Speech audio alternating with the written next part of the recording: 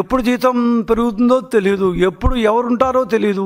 తమను తామే కుంగిపోయారు కదండి. అప్పట్లోనూ జీతాలు ఎప్పుడు వస్తాయో తెలియదు. కనీసం 10వ తేదీ లోపల జీతం వచ్చిన మాటే లేదు. ఎప్పుడు జీతం వస్తుందో తెలియదు. మనం పేరుకే మనం గవర్నమెంట్ ఉద్యోగులు, మన ఉద్యోగం ఎప్పుడు ఊడిపోతుందో తెలియదు. ఇలాంటి త్రిశంకు స్వర్గంలో వాళ్ళని పెట్టి ఈ రోజు వాళ్ళకి ఆ సుఖంగా ఉంటే మీరు మీ కళ్ళు గుర్తే ఎట్లా?